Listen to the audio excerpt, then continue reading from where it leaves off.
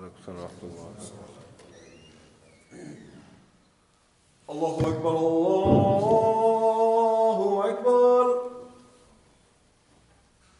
الله أكبر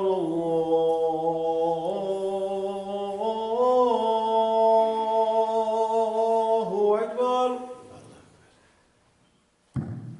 أشهد أن لا إله إلا الله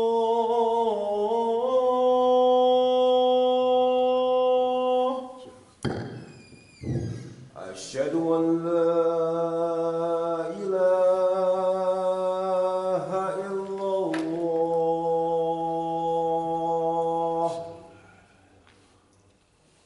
أشهد أن محمدا رسول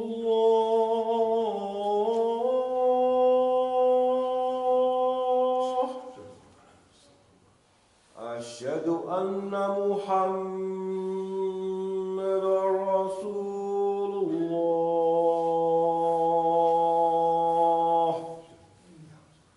حي على الصلاة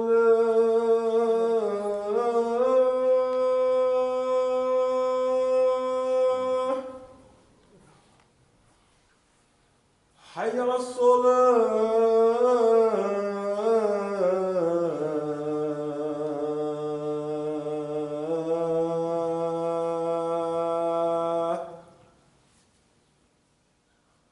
حي على الفلاح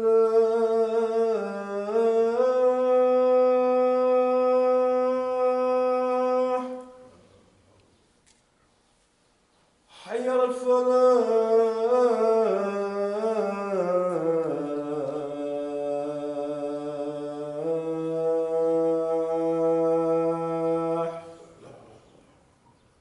الله أكبر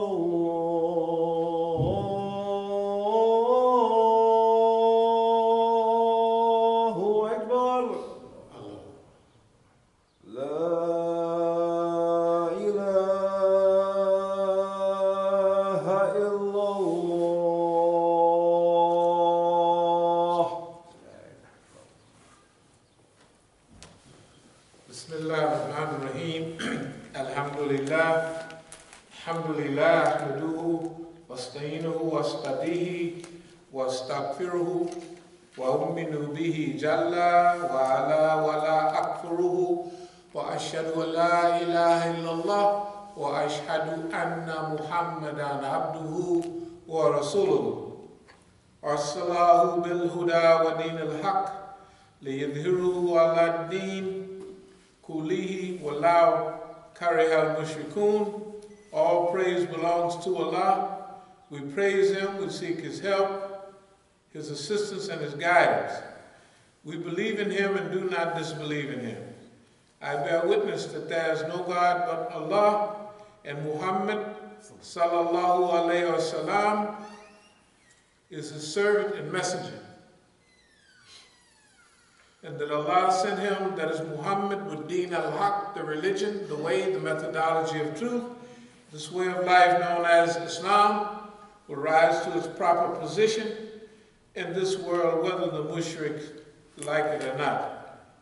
أما بعد فإن أصدق الحديث كتاب الله وأوثق الأمور كلمة التقوى وخير الملال ملة إبراهيم وخير سنن سنة محمد صلى الله عليه وسلم وأشرف الحديث ذكر الله وأحسن القصص هذا القرآن وخير الأمور أوزموها وشر الأمور محدثاتها وأحسن الهدي هدي الأنبياء وأشرف الموت قتل الشهداء وأما ألام دلالة البال الهدى وخير الأعمال ما نفاء وخير الهادي ما أثباء وشر الأمة أما الكلب.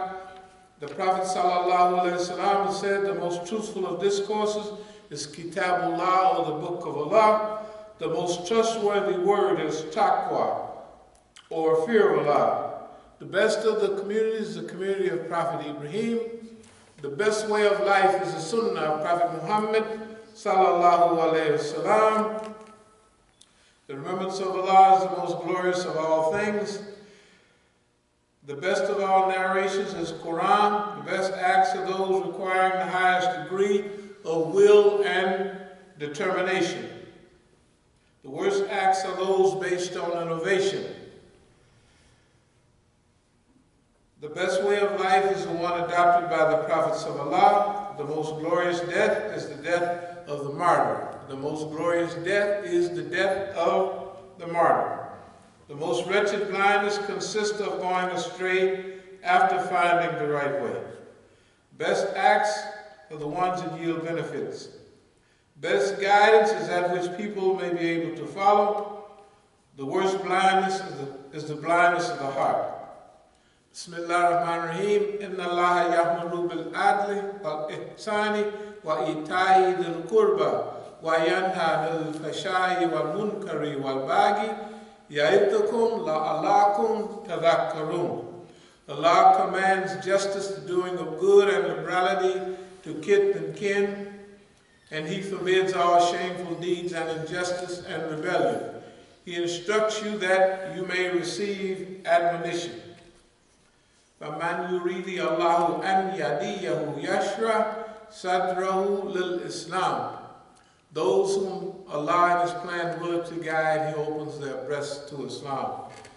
Those of us who were in total darkness, who had suffered under a system, who had stole our religion, right? Our way of life, our language, and everything that makes you a human being, right? So that means that everything that makes you a human being, your language, your culture, and your religion is taken all away from you, and the one that enslaved you teach you who you are, right? This is serious. This has not happened to anyone in history. Although a colonial mind is bad, a colonial mind say anything come from Europe is better than what we have in Africa or Asia. And that colonial mind still exists today throughout the continent. But at least the people had their language and their culture. They had something to bring them back, right, to the right direction. But we was over here with nothing at all, absolutely nothing. Then Allah opened up the floodgates of Islam. And Allah allowed us to come back to Islam, the real religion, the real way of life, and we became human again. All the slavery is gone because our slavery changed from service to the system, service to the white man, to service to Allah, subhanahu wa ta'ala. So we're human again, and we'll deal with a few of those little things today, so don't be shocked. Aqulu qawli hadha wa astaghfirullah li wa lakum.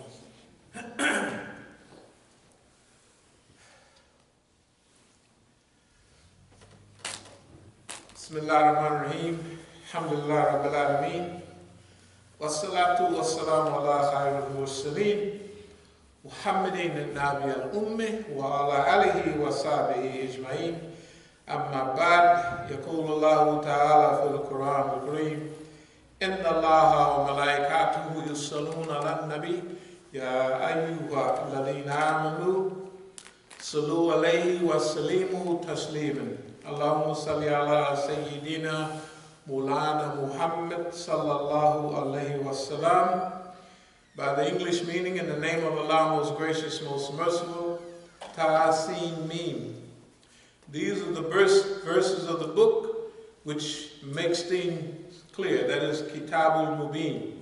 We rehearse to thee some of the stories of Musa and Pharaoh in truth, for people who believe.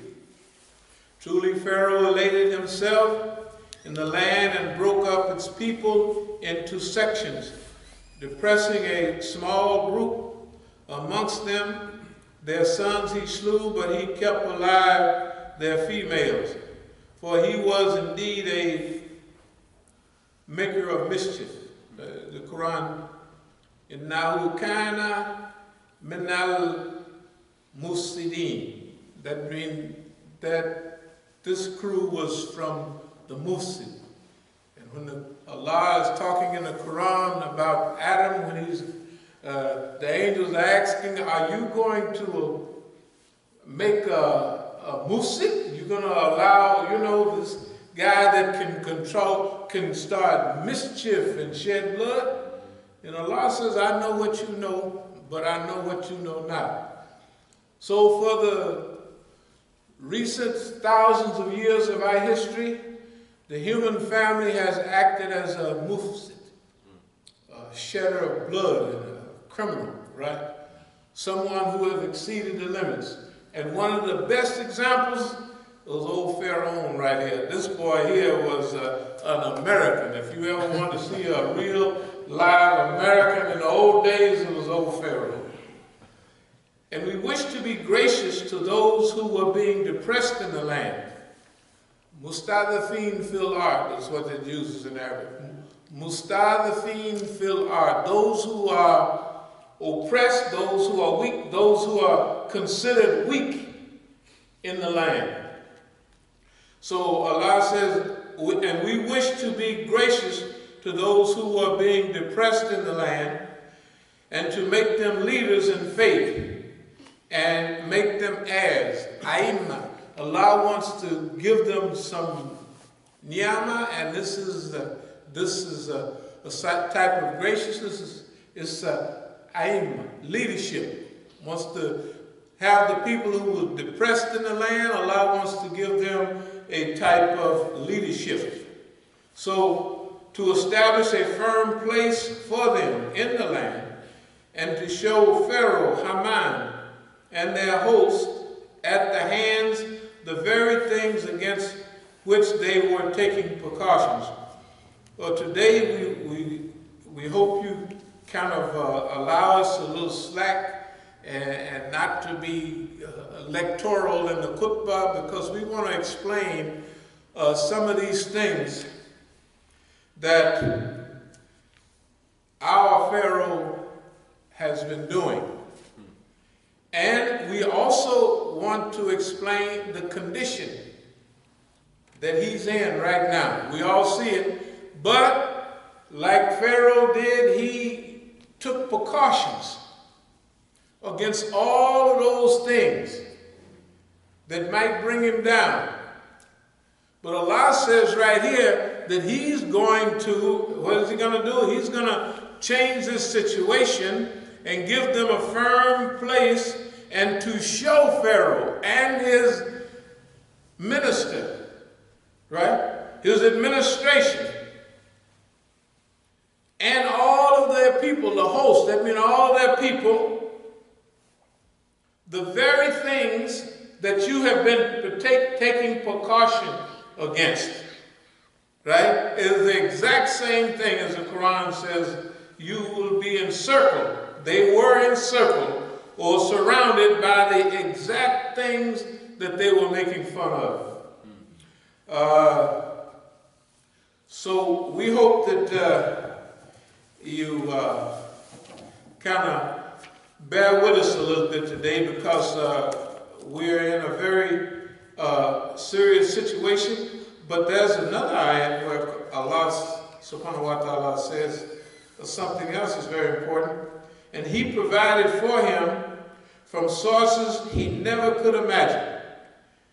And if anyone puts their trust in Allah, sufficient is Allah for him. We always say, Hasbunallahu wa ni'mal wakeel. This is the same thing, this is the same. If you trust in Allah, believers, Allah will provide you things by avenues, by ways, by streets, by processes that you never even imagined. And that's why when Musa was asking Allah subhanahu wa ta'ala to, okay, I stutter, I talk real funny, can you give me some help? I want Harun, my brother, you know what I mean, to kind of help, because everybody be making fun. Musa stuttered. Can you imagine going to Pharaoh and saying, What you got to say? I thought you came here, you got a big stick, and you got something to say. Come on up with it now, this is Pharaoh.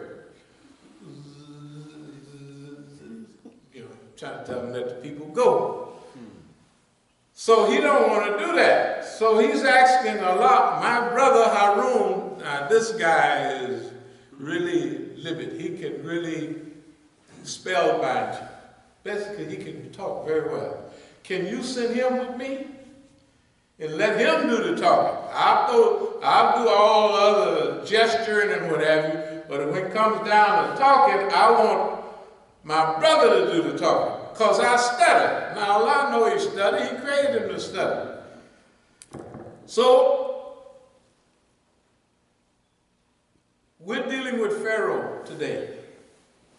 Now, we want to go back into Negro history and bring you up to date on where we are now and how we got here. We want to also let you know what this few people in this masjid here in D.C. and what Oakland stands for. Most of you have probably looked into the recent Crescent and hopefully you have.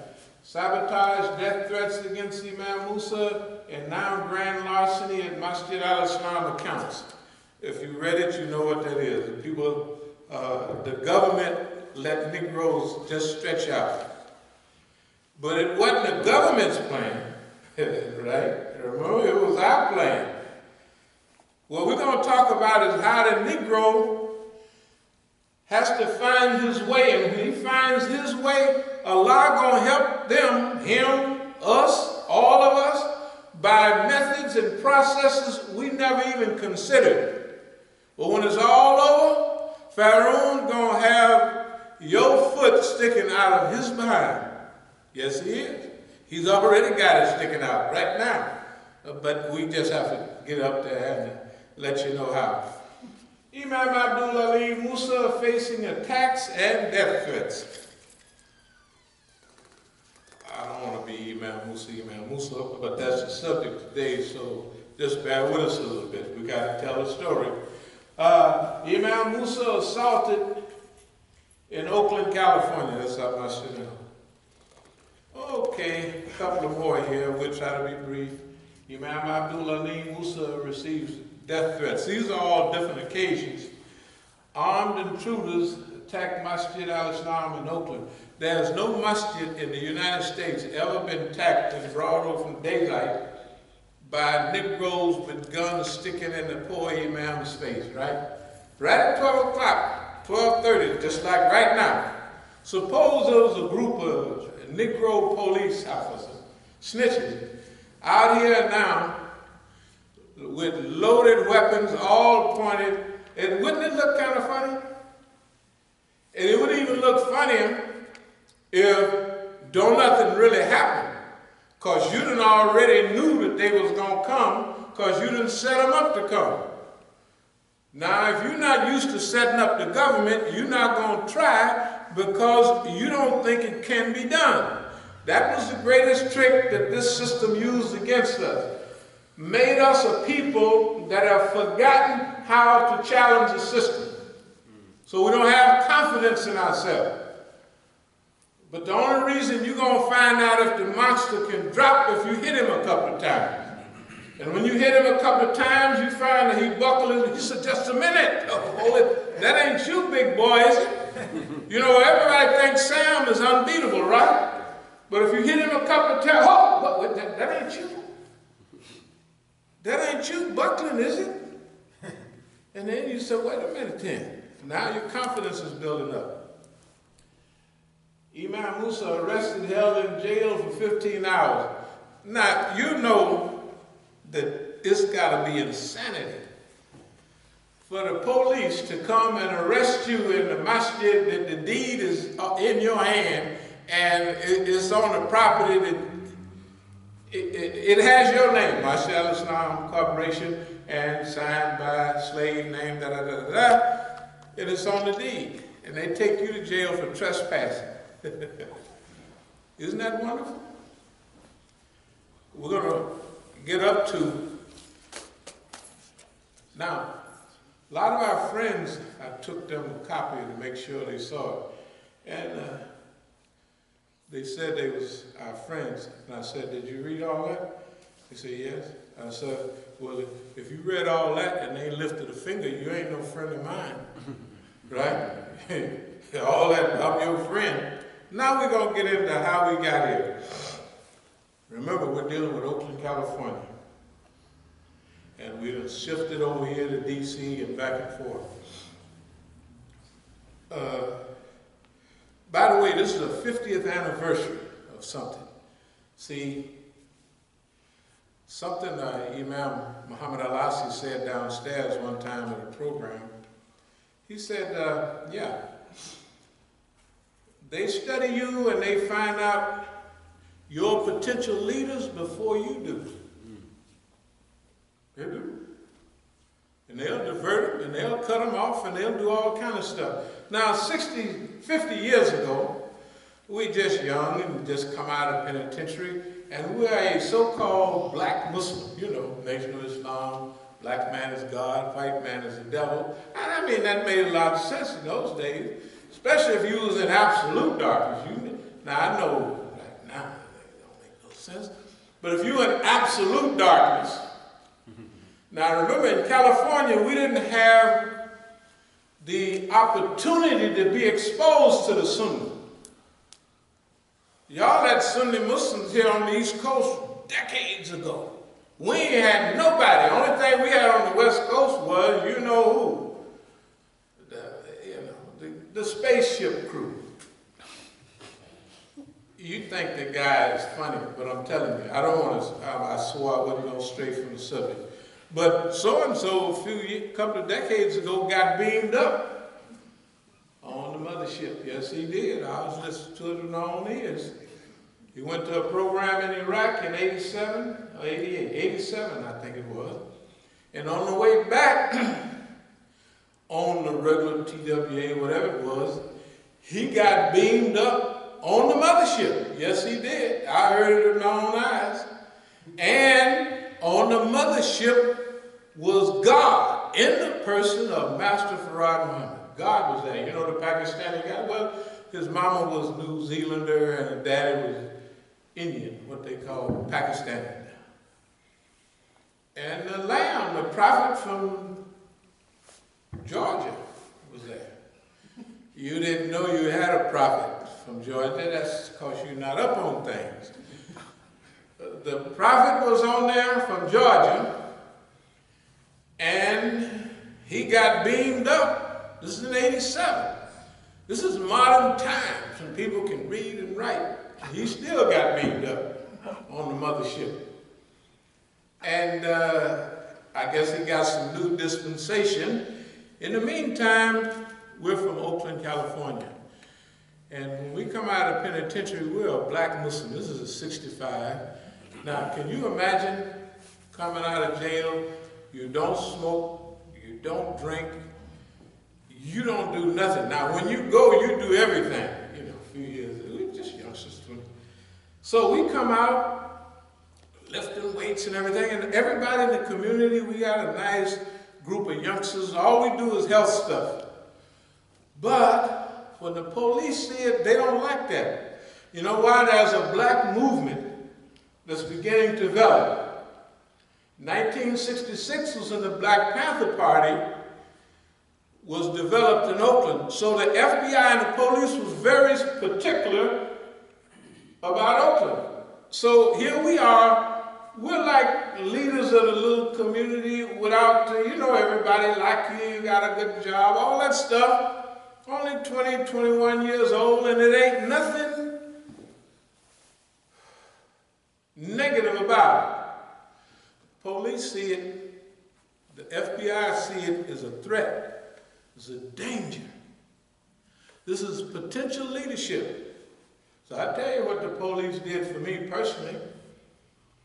They had my two friends, I know it's two friends of mine, they borrowed $200 from me because I was the only one to save money. Then they gave me the $200 back, but they paid me back some little gratuity in marijuana.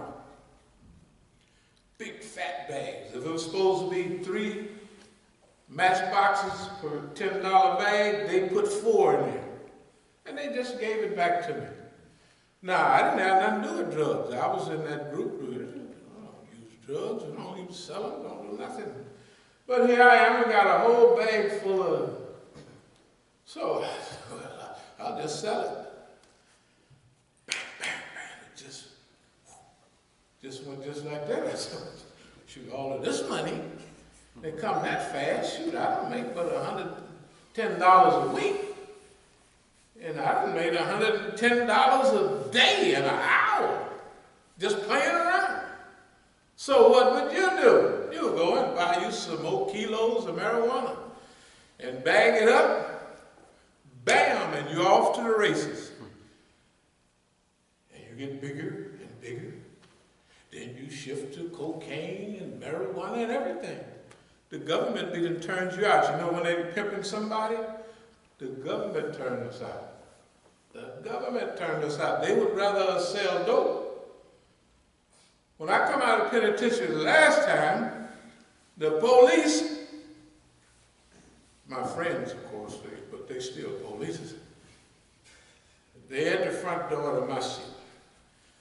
Brother, you help us out. We love you. And, got a couple of kilos here. Then if you know you're trying to open other masjid, man, you do this, turn this over, which is true. One flip, just like that, 2-3 days to flip it, maximum.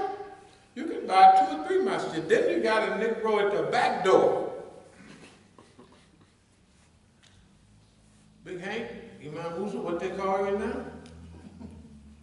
Man, you know, I need 3 kilos of brand new, fresh, cooked cocaine. And the guy at the front door has got a bag with 3 kilos of fresh cooked cocaine. Just like I got that from South America. Of course, now if that would have been decades ago, it would have worked. But when you got the dean in you, that don't work. No. That worked a long time ago. It ain't gonna work now. So I'm trying to tell you is the government set you up. And they thought that they would divert the movement for truth and justice. But the same thing that they sent around one corner, come back 50 years old later to snap off the head.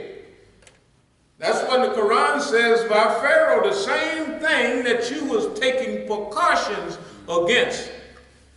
And all of our friends was killed and murdered. All the ones you read about in California.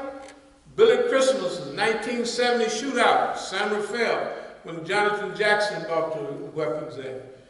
George Jackson killed on the yard, San Quentin, right? In 71, in August of 71. How many of y'all been to Adjustment Center or whatever you want to call it, the hold? Can you sneak a pistol in a hair wig into Adjustment Center or the hold in any penitentiary, especially a maximum? Could you sneak it into, if you was in Leavenworth or San Quentin and Leavenworth is on the same level of penitentiary. Can you sneak a gun, right, a pistol, in a hair wig if they don't pull your hair? You ever see them? Let's make that hair go.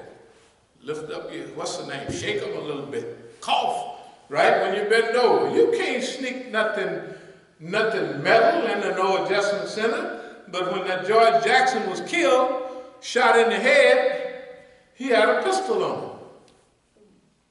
Okay, now I'm going to go through how we got here. Y'all remember a lot of things that, you remember Kill the Messenger, Gary Webb, about the drugs, San Jose Mercury, the cocaine flooding California in the 90s. Y'all remember that? Mm-hmm. San Jose Mercury, biggest story of that time. This is Gary Webb. He's supposed to have committed suicide, Remember he had a witness list? Remember the witness list he had with a lot of dope dealers on and stuff like that?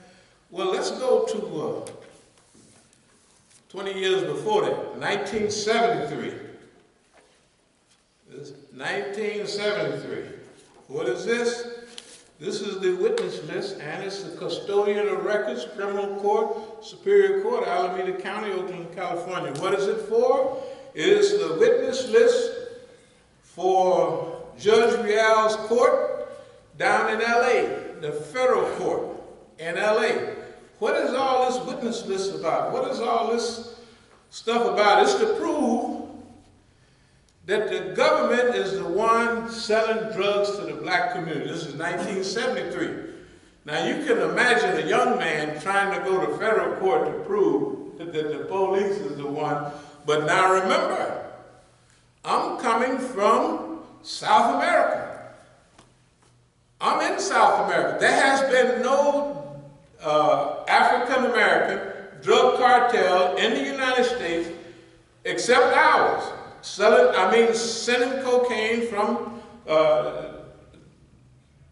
Medellin, Colombia, Bogota, and all that through Mexico to the United States. It hasn't been one before, and it has not been one after that.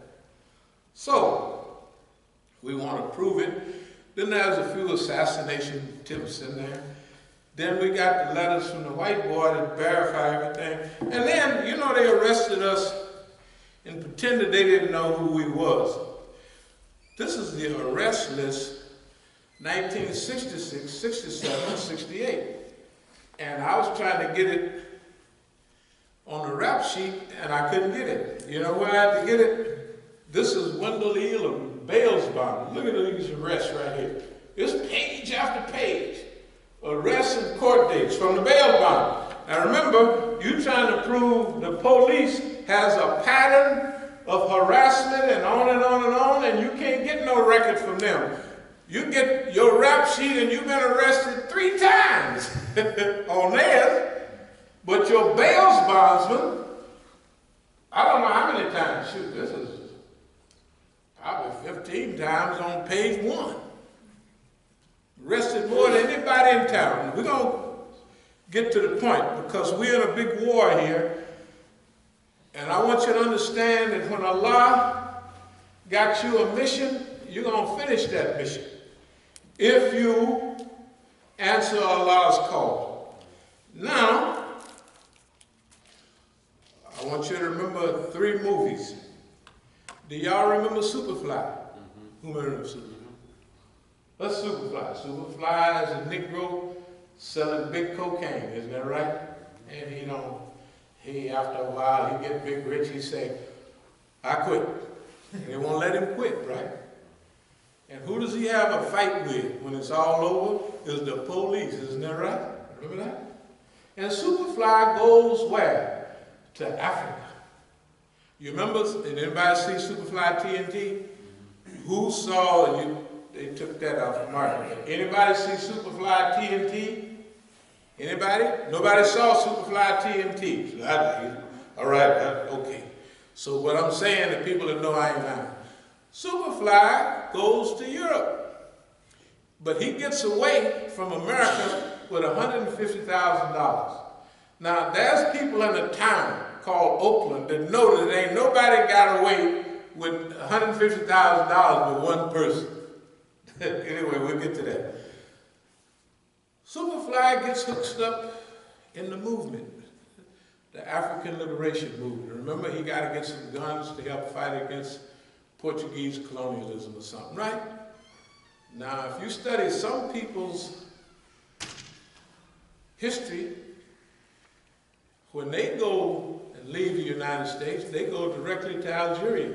Who's in Algeria? The Black Panther Party.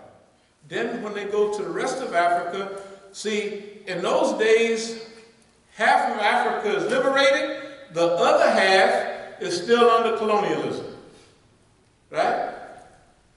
So the African Americans, first the liberation movement went to Algeria, but guess what? We didn't like Algeria. You know why? It's Arab culture.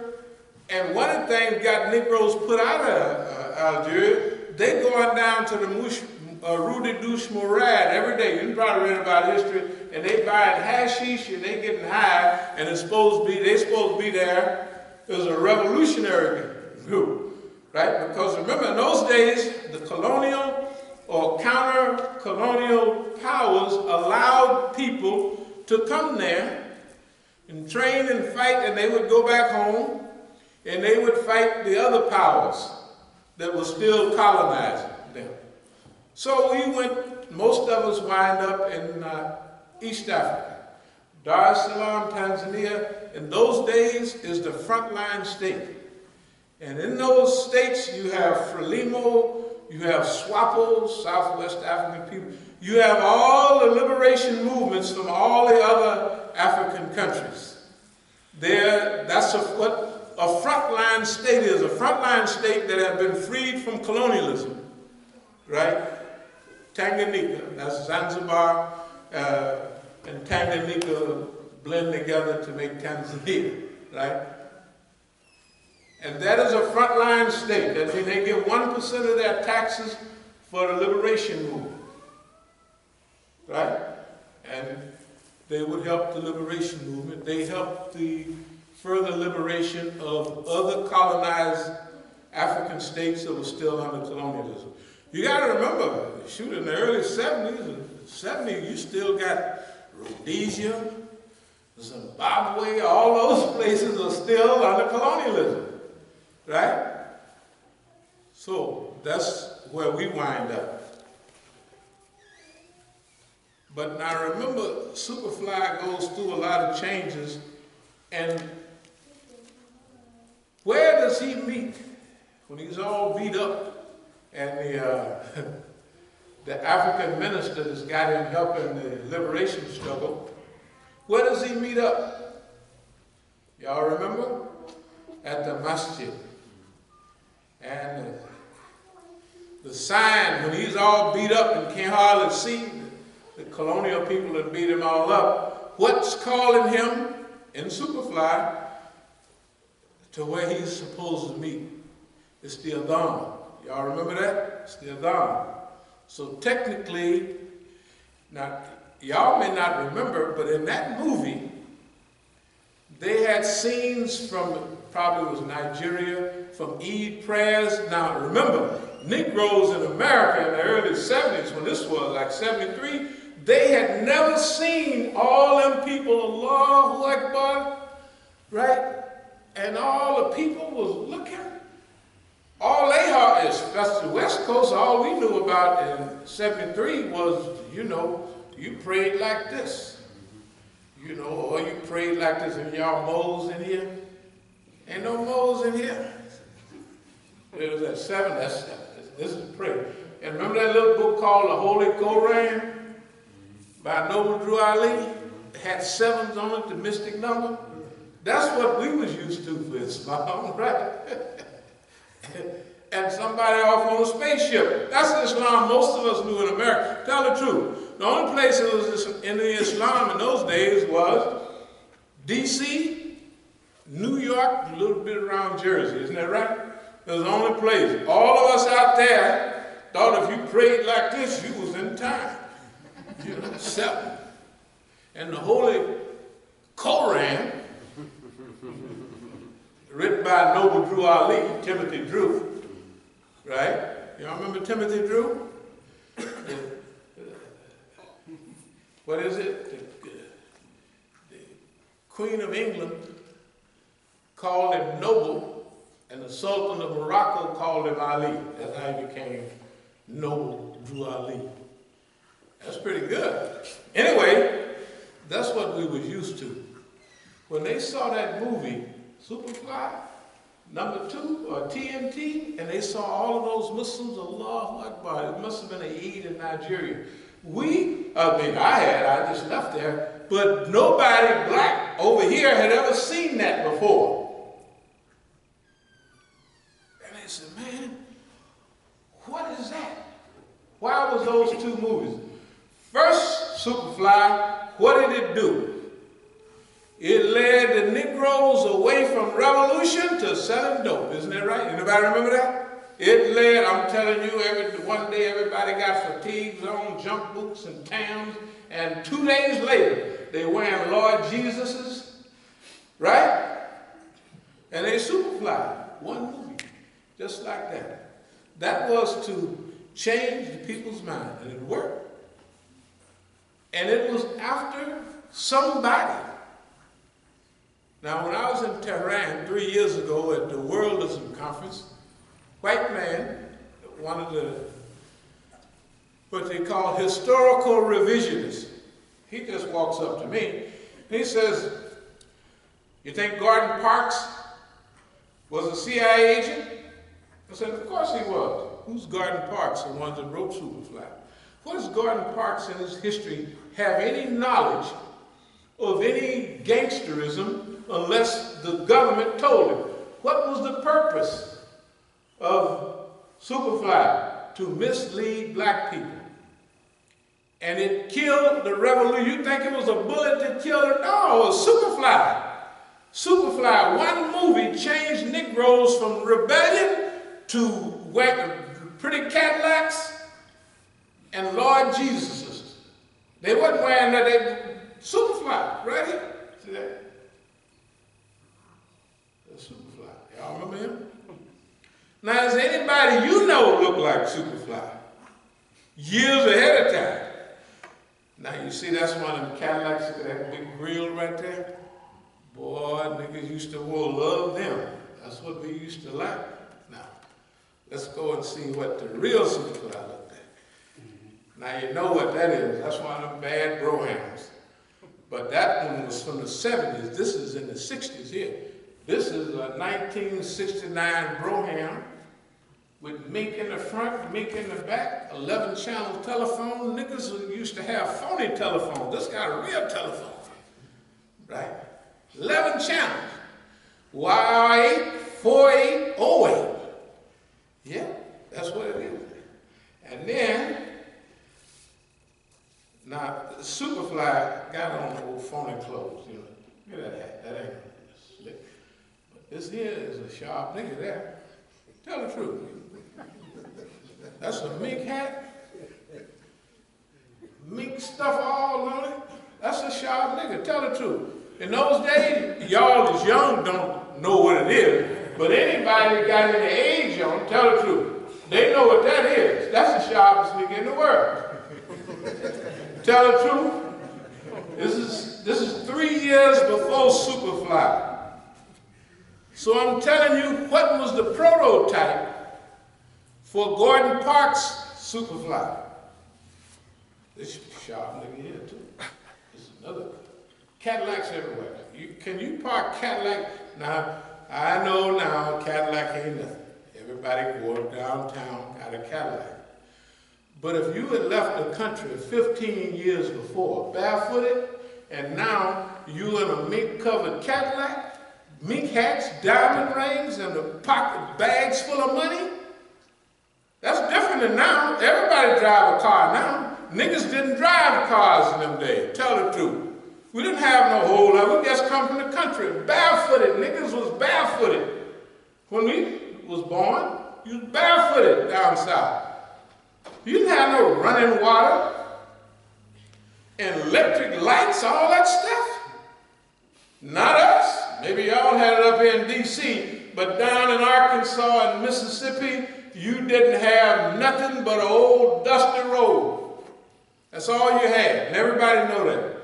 So 15 years later, you driving the prettiest car. Now, Cadillac now ain't nothing, but in those days, ask anybody, Cadillac was heaven. Tell the truth. If you got a Cadillac, you got to ask somebody old. Now it's just a car. Buick or Cadillac, it ain't nothing. But in those days, you ask anybody got an age on it, Cadillac was heaven. So what I'm trying to reach to is the Americans studied a model. The same thing with Superfly TNT. If you were to contact the people still in exile in Tanzania and other places, they would tell you, yes, it was people came from the U.S. And they helped us with money and everything else, right? And they would tell you who it was. Okay, so now we got the route of where we're going, except for one more movie. Take 1973 now. There's one more movie. Anybody remember that? You ever heard of the Mac? Where's the Mac at? It's in Oakland, California, isn't that right? Why is Oakland so important during those days? Why is the model for Superfly from Oakland, right? Why is the model for TNT somebody that left Oakland? Why is the Mac? Well, the white man made a mistake. Superfly got everybody selling drugs. But Superfly, TNT, they didn't know what they was doing. They showed the people some Islam. So people start thinking about, hey man, what is all those people doing that for? Why? What are they? Those is Africans, aren't they? Of course they are. Remember how we felt about Africa in those days? Niggas used to bow down and touch the ground when we went back home. We back home. So glad to get away from white folks over here. See, y'all young, you don't know how good it felt to be away from white folks. Boy, look at here. You don't know. The happiest time of my life was when I lived in Africa and South America. Why? Because it wasn't no white folks there bothering me. That was the, hey man, you just happy. Why are you so happy? I don't know why I'm happy. Well, let me do some. Well, it ain't no white folks here. That's one thing. All of our trouble came from them. I'm going to speed up because we got to tell this story. What we're trying to say is the system did all of those things. The Mac was another movie. Who was all in the Mac? Everybody from Oakland, the Ward brothers, Billy Bonds, and them, all those people from Oakland. When they made Superfly, they made people talk about whoever is supposed to be about even more. When they made TNT, that made them think about Islam and African culture and consciousness. Remember, they're showing Africa, and all black people have just heard about Africa. And remember the great, how people felt when they talked about Africa, African culture, right? This was important for us. And they realized they made a mistake. People are talking about the wrong thing. So they make another movie called The Mac. It's about pimping and all of that. And where is it? It's in Oakland, California. Why is all of that? Why is all of that? It's because Oakland was a seat, small city, but it was a seat of rebellion. It was also a seat of not only sports, remember Oakland Raiders, Oakland A's, but the biggest gangsters on the West Coast was not out of LA. LA 10 times bigger though. It was from Oakland. The sharpest dressing people in California was from Oakland, not San Francisco, right across the way. Oakland has had something special for black people since the old days, because Oakland is the end of the Transcontinental Railroad. Remember what do they call them? Pullman porters, right? The train across the country did not end in San Francisco because there's water stopping it. So you stop in Oakland. So black people settle around, since it's Pullman porters, right, around the train station in Oakland. Pretty soon there's a whole colony of black people.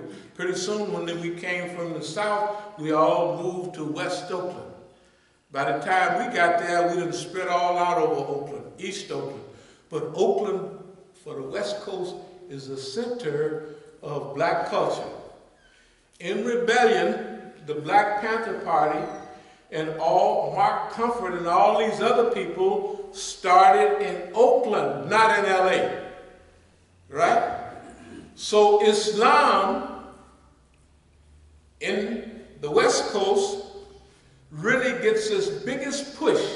The first independent masjid that was not staffed with sissies and crazy people was Masjid al-Islam in Oakland, 1980, right? So the government right away loaded that masjid up with snitches and stooges and Uncle Toms. And it survived all of those things. In each stage, we grew and we developed.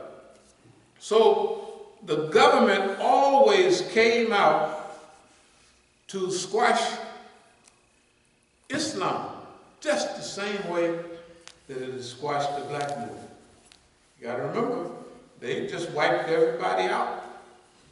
Whether it was Oakland, whether it was and they sent phony groups and parties there. When the Black Panther Party was dead, basically, there was another, I ain't gonna tell you the name, you know who I was talking about, black movement, a copy of the black movement, and they stayed there. They still got a joint, but they stayed there until 1989. What happened in 1989? Huey Newton got killed. Then they left, because they figured there's nothing else gonna happen in Oakland from the black side. But on the Islamic side in 1989 is when we came here. You know why we came here? We had spent time overseas and nobody thought about what needed to happen here in the United States from our position. By 1989, the original black movement, the Islamic movement amongst African Americans that was always militant, that was always independent. Now you gotta remember, whether it's the Dar al-Islam movement, right? Whether it was the Islamic Party or whether it's some people that were right here in this room right now, they were all independent, right? And strong on the Sunnah, all of them. I'm telling you, some of them are right here now. They can tell you the same thing. That's the way our movement was. Then how is it now that the Islamic movement, all the African Americans, wherever you go, they either driving a bus or picking up trash? You go out to any of these places, the niggas is out anywhere around here picking up, pushing the garbage or picking up trash. And they'll leave our school and go out there and they call their little children niggas. Why is they doing that? Something got to be wrong with people, isn't it right? But our movement was always militant, that means well organized, disciplined, well organized, independent, and strong on the Sunnah. Strong on the Sunnah. So when some rebellion happened overseas and a lot of the Negroes here was talking about, maybe I like that over there, that sounds good, the revolution. Then the United States, they really clamped down. So by 1983, it was no more strong African-American movement. And the big possibility, right, had adopted a pro-American stance. Remember? Whether it's Lebanon, it didn't make no difference. The chief, I ain't saying who it is, but they was pro-American. And none of us were pro-American. When we accepted Islam in those days, it was why? To change ourselves and then to do what? Change America. See, people come here, they like America the way it is. Tell the truth. Have you ever liked America? Absolutely not. Have you ever had democracy? Anybody raise your hand. Anybody that had a democracy? I just want to see you because I haven't seen no nigga that ever got no democracy. So if you just had some, you know, we just missed you. Please, just, if you didn't have democracy, freedom, you had no freedom. Equality, you can have equality. I know y'all don't get no 20 years for a little bag of dope, and white folks get 2 months, right? I know that. Y'all haven't been doing all that time for nothing, have you? That's what I'm saying. We always want to change America. Tell the truth. And other people that come here want to get the benefits of America. We ain't never got no benefits of America. In fact, most of us don't want no benefits of America. Because that pie, we want our part of the pie. If you want your part of this pie, is killing Indians, bombing people overseas, right? Locking up. We want black police and black judges. You got them now. How much time? You get a reduction in time? Do black judge give you a reduction in sentence? Do he? Do the black police put you around his arm around and say, bro, I know what's going on. I'm gonna let you go. Now, just don't come down my street. Is that the way the black police do you? The Negroes now is talking about Black Lives Matter. Black lives and always matter. We want a civilian review board. So did we. We got them 60 years ago, 40, 50 years ago. Black Police Review Board. What do you do when you review the police? Yes, he shot the brother. They shot brother in New York. They shoot him 40-some times. They shoot niggas. In Cleveland, what did they Cleveland a few months ago? They shoot him so many times, I think they lose count. Then they jump up on the car. One of them jump up on the car and shoot another 42 times through the window. Do he go to the penitentiary? Do they lynch him? Of course not. He gets... Now suppose you're a dumb white man and they give you a badge and a gun and a license to shoot niggas. And if you shoot a nigga, you'll get a month off. Right? What do? When they shoot a nigga, they say, well, we're going to, what is it, the little rest they give you while they investigate? Administrative leave with pay. Now, you're a dumb cracker. You're just a dumb cracker, just a regular old cracker. They ain't like no niggas. He took your little girlfriend to school. He used to make fool out of you at the basketball court. And now you got a gun and a badge and a license to shoot that nigga or his son. What are you gonna do? You're a dumb cracker now. And as dumb as black police are, the black police is not shooting niggas although they beat you the fat off your head. It's all dumb white people, isn't that right? And they be, you ever seen any of these videos? They be throwing stuff. They be opening up. They don't be like, bam, bam, bam, okay, we got it. No. They don't do that. Suppose you one of them dumb crackers. You're going to shoot a nigga, you're going to get off and feel good, and then you're going to get administrative leave with pay.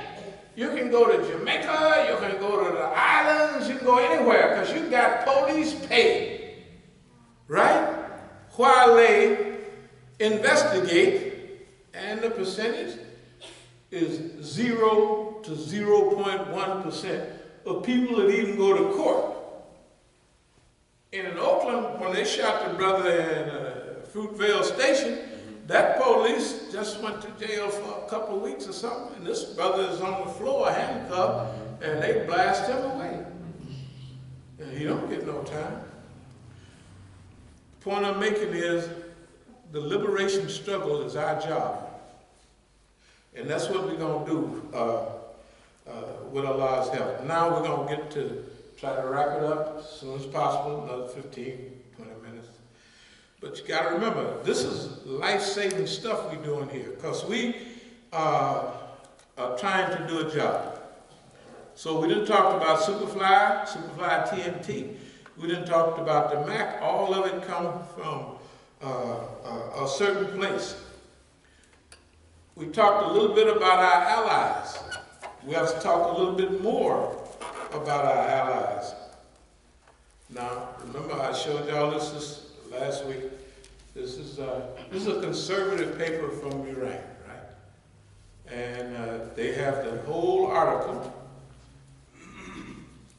And it's been many like this, but they have the whole centerfold. The whole list is on a lecture that we gave a few weeks ago, maybe almost a month ago now. All right, now I want you to try to figure out what does America feel about that. When you over there telling all their business, and you are 98% correct historically on everything.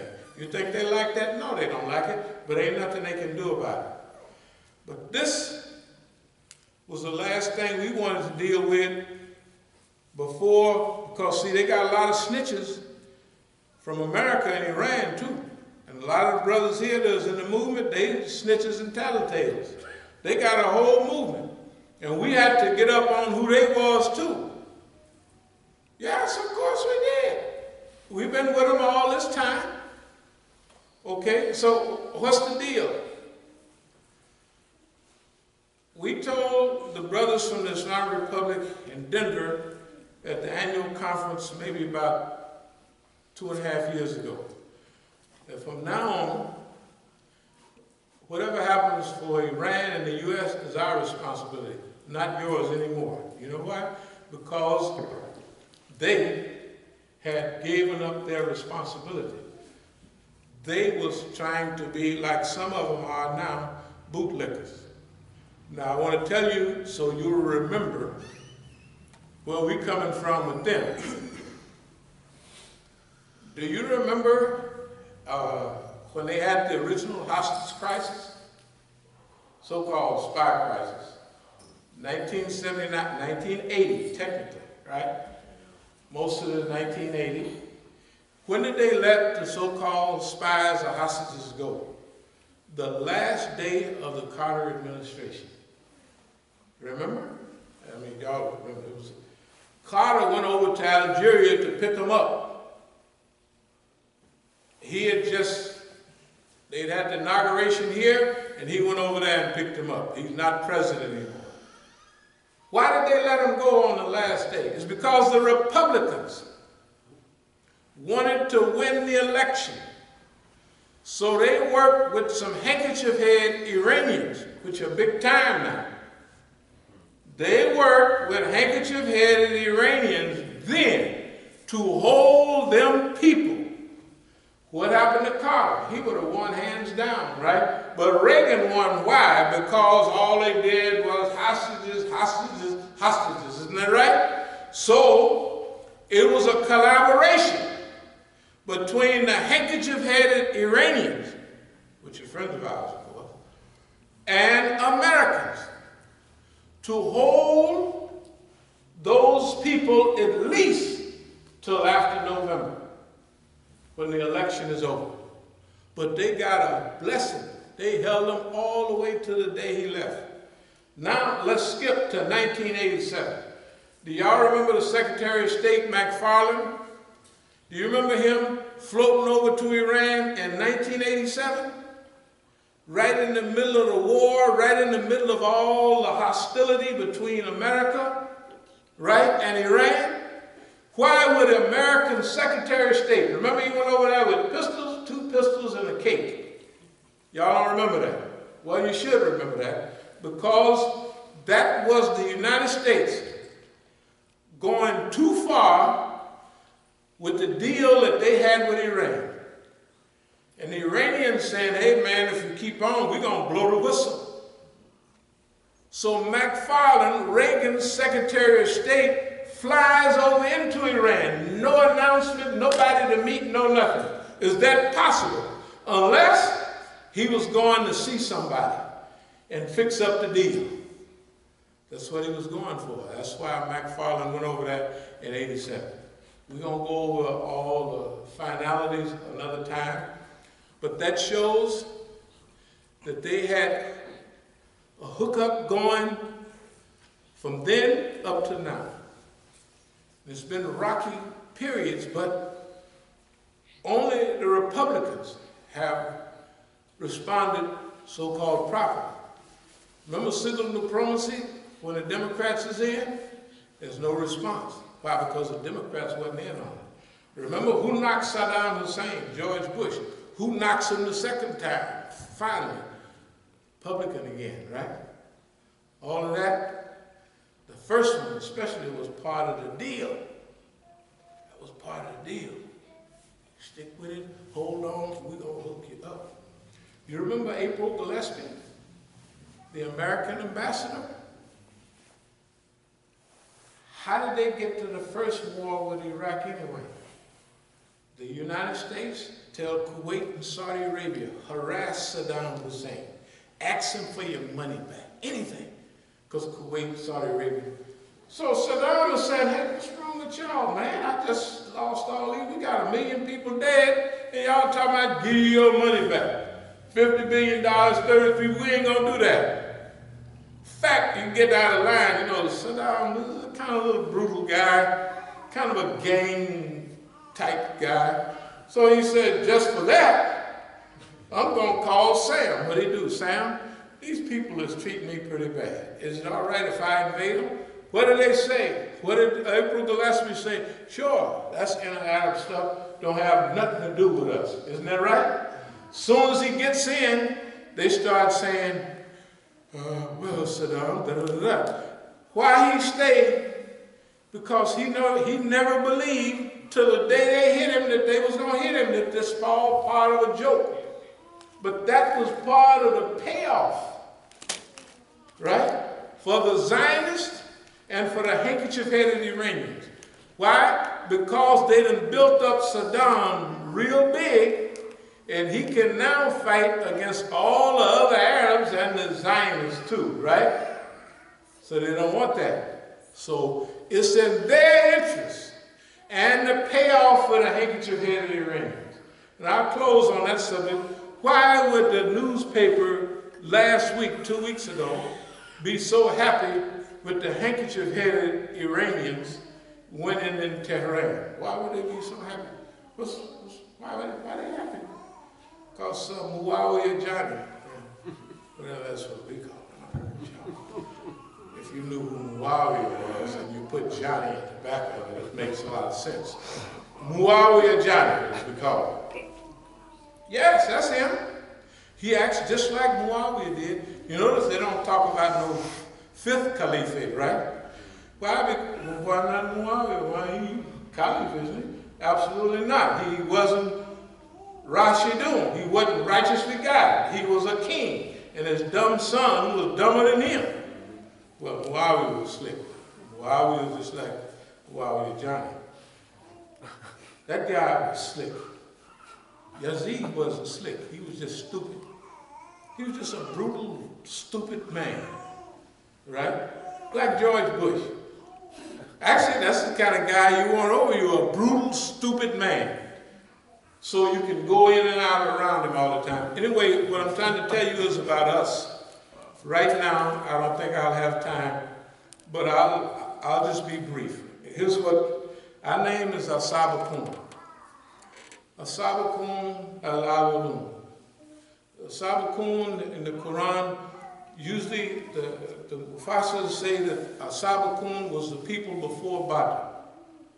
This is what they say. It's not necessarily absolutely true, because if you accepted Islam in the early days, right, you just was accepting struggle and sacrifice, right? So, As-Sabiqun, we chose as a name because there should be a pioneer group in America.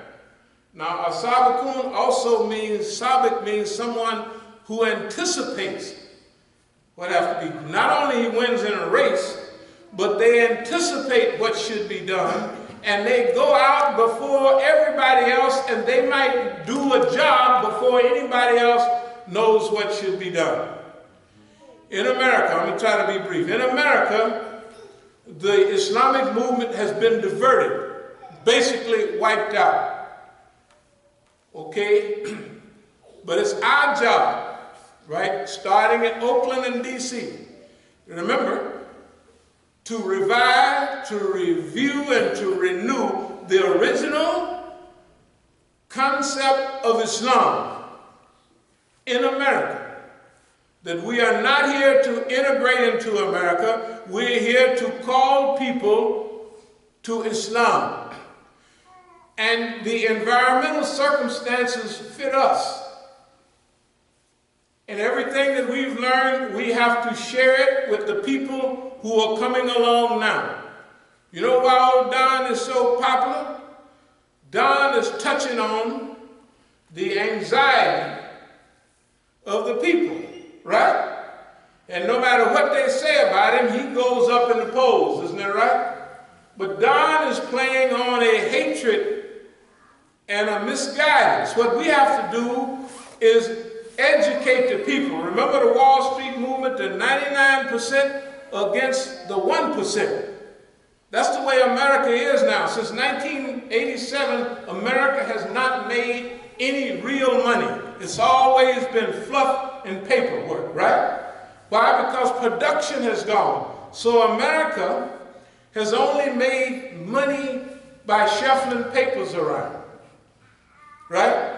And who do they make money off of? You. They blow up the stock market, then you put your pension funds and all that in there. When you put your real money in, then they drop it down and take all your money. Because what they put in there is fluff, blowing it up. And they did that 3 times in a row.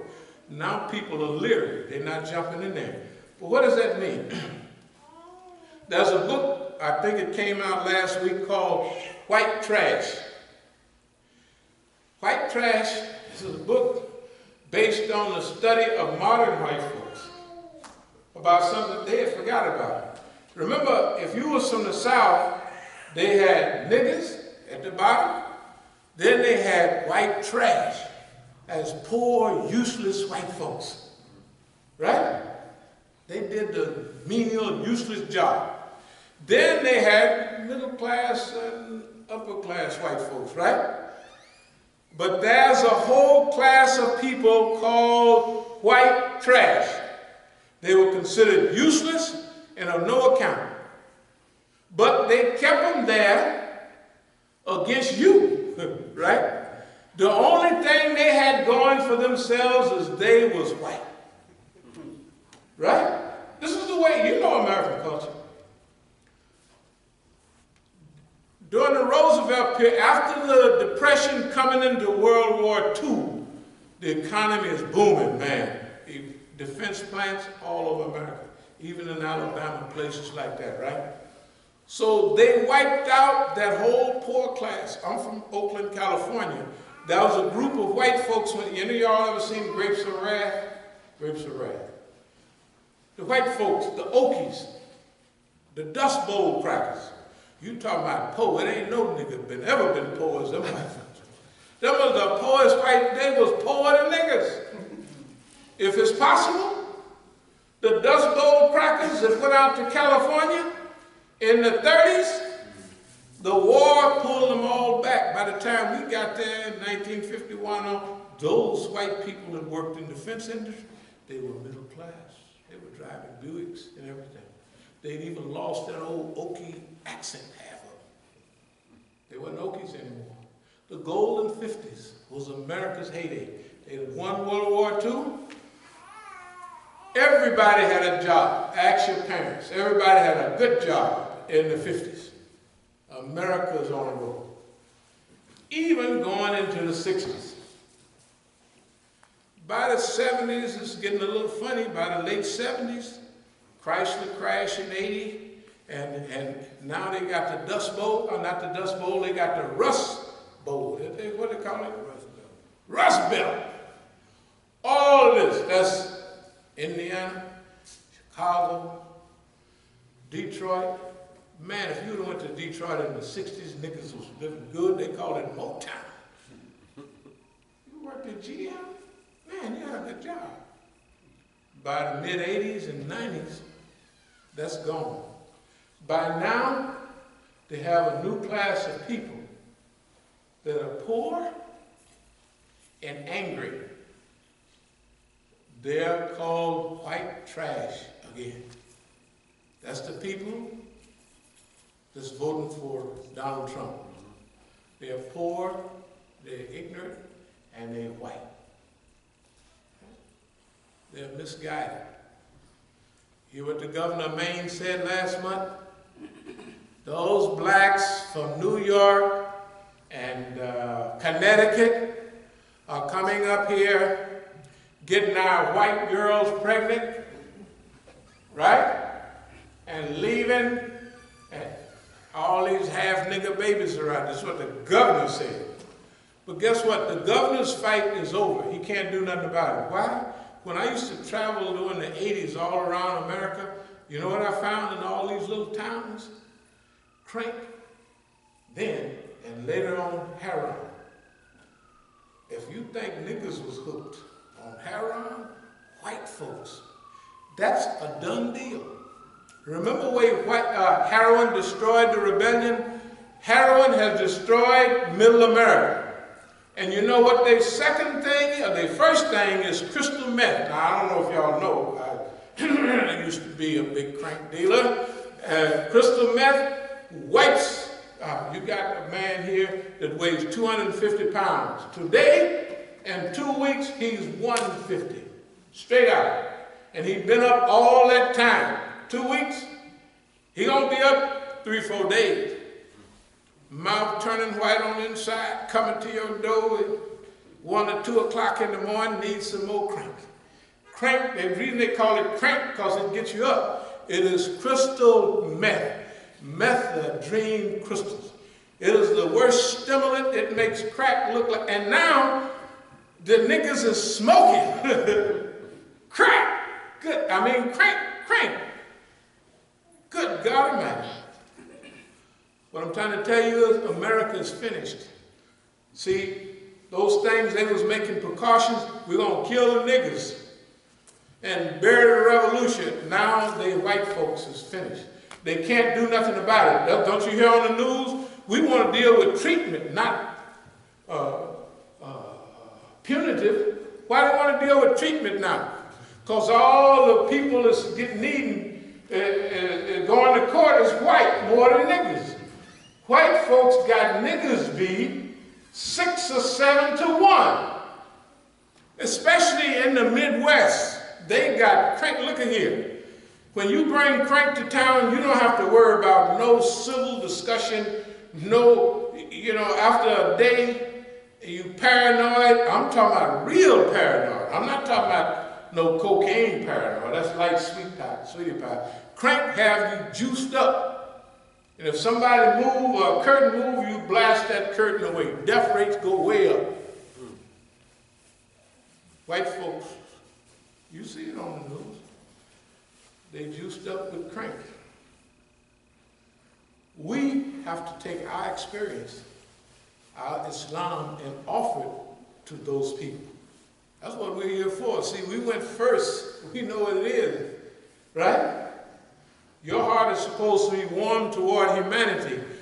This is our job. You didn't know it was going to be your job, but it's our job to help white folks, white trash, come to the truth of Islam, because their enemy is not niggas, it's not Mexicans, right? It's the system that makes money off all those drugs. Now, you can believe it or not, I don't have time to explain. I'm telling you, I've lived in Mexico, Culiacan, look on the map. That's the center of the drug trade in North America. Bogota, Medellin, those are my cities. I live there. I know where the streets are, right? Who controls drugs? The Americans do. That's why in Colombia, a few years ago, the guerrilleros started dealing drugs, right? They cutting in on the white folks' money. They send the U.S. military. Why they send the U.S. military to Colombia? Why? Very simple, because the dope dealers, the real dope dealers, the guerrilleros, the guerrillas who are fighting the government are selling drugs too. Now they got enough money, more money than the government. So the Americans say, you cutting in, you know how the government is, you cutting in on our money. The last thing on drugs, you remember Kill the Messenger? Carlos Blandón and all of them in L.A., right?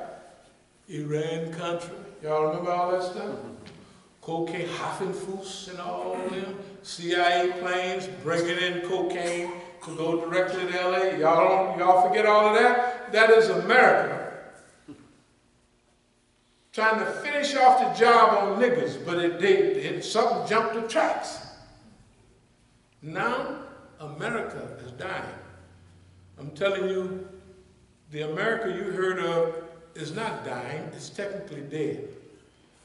Allah pulled us out of it Maya first. Now it's our job to go back and pull the rest of the people out of all of that fitna. I don't have time to tell you about all of I'll do that next week, about Oakland, all the little fitna. Last thing I say is, The only reason you never jumped on, never busted the white man upside the head because you never jumped on him. When I was overseas, there wasn't nobody to know. The blacks, the big niggas, would get a case, go right down to the court, bail out, $500,000, go home, watch TV, go back to court, and go off to the penitentiary. Not their brother. I did a little study. I said, niggas. 90% of niggas that get a federal case go to the penitentiary. Now, when you big and rich, it makes you arrogant. Didn't make me arrogant. I said, 100 niggas gonna walk through that door. 97 of them gonna get busted upside the head. I don't think I'm gonna be lucky enough to be out in that 3. That's why I left the country. Do you know how many niggas I saw running off from America with all them rotten court cases? None. Hardly none. Nope, everybody walked right on into the court like they was gonna, they know that you just ready, you just held your head. You know you ain't gonna get a fair trial, right? Why would you go into the court? You just hustle up some money, bail out, and run off. You had enough sense to run off in slavery. Why you want to run off? Niggas now, they go right down there to D.C. court. And sit up there, Johnny Jones, yes, you're charged with this here, that, there, and don't look too good for you. Right? He might as well put the cuffs on him. Because most of the people get a plea bargain, isn't that right? And they tell you, Johnny, okay, you fight this case if you want. We're going to give you 5 years. If you fight this case and lose, let's see what we got. 95 years. Boy, you're going to be old. You ain't even 25 years old. You're going to be 115 or something when you get out of the penitentiary. That's going to be a little old, Johnny. You're going to fight the case? No, sir. Oh, can you send me to Petersburg? That's close to the house. Right? Lawton is closed. Right? That's all we think about. Why don't the Negro run off? Go to Mexico. Go to Jamaica. It's niggas in Jamaica. Go anywhere. You don't do it. He got $300,000, $400,000 at home, and he sit there and let the money rock and go to court and go to Leavenworth for marrying somewhere. Right? Because we've been trained. We was trained not, we'll strike at everybody else but the master. And I close with this. Years ago, when I used to hang around on the other side of town, that was where the old gangsters was. Our part of town was kind of easy going, but they left the whole town to us, so when they looked up, we was bigger than all of them. Here's what happened. I looked at all them Negroes and I said, man, and I used to tell them, I said, man, if we would have been born in another environment, I use the term captains of industry, because them people, these type of people is smart. Them niggas are smart. And they was tough too, because you know you get money sometime, then you gotta hustle, and then you get knocked upside the head, somebody run off with your hoes, somebody do all kinds. You gotta be up and down. And you gotta be smart. We lived that rotten life because that's all we had. That's all they left for us. If them people with the backbone and the courage they got, if they lived in another environment, they would have been captains of industry. All, every last one of them. Now, we're going to change it. We got to change it for our children and the future. This is not, and I will close, this is not a racial or ethnic appeal or approach. This is a human appeal or approach. That Allah allowed us to come here to go through the worst transitions that any human beings have ever been through. Right? Then, like 45% of us was Muslims when we got here. But they wiped all of that out. When I was a young man, I was 17 before I even heard the word Islam. And that was a misguided word. Allah allowed us to come back to this deen, right? I believe to offer it to the people of this society, and then to the world. And I will close with this. You know, that was a time when everything we did, people liked it. Music, civil rights, everything. We touched everybody's lives in the world. Now look what we got, them niggas rap, that stuff they talking. Remember, the white man took all the good people, Progressive Griffin and all of them, and then put these new Negroes out there. Kill that B-I-T-C-H. Shoot that nigga. Hang them. Right? Non-helpful foolishness. Right? We have to do that again, except for good, all good. Our music, our culture, people like, you think people don't like niggas, people like niggas all over the world. Everywhere I go. You from America, that's right. You are real, I'll close with this. It was one cracker at the Voortrekker Woo. This is in South Africa. Voortrekker is voortrekker, it means pioneer in Afrikaans. So I went to the school to speak a few years ago, but now it's not a white pioneer school, it's a mixed school. But the headmaster and all the teachers are still white, Afrikaners. So the dean or the principal said, "Why, you're the first Negro I have ever met." I said, "Yes, I'm a 100% Negro." I must have fun with him, he don't know what he said. I said, "Yes, I am a pure Negro. All of the characteristics of the Negro in America, that's me. I am 100% Negro. That means 4% Indian, you know what I mean, a little pinch of cracker here and there, and I'm a pure Negro." I'm so honored. I've never met a Negro in my life. I said, "Well, you met one now. You met a real 100% Negro." You got to have that attitude. Brothers and sisters, and I'll close. Hatred and meanness, but we're going to pay the cracker back for him being, that's not, I don't think that's a part of the Islamic spirit. I think that Allah helped us, right? But we should help everybody else with this true Islam, according to Quran and the Sunnah. Oh Allah, we seek thy refuge from anxiety.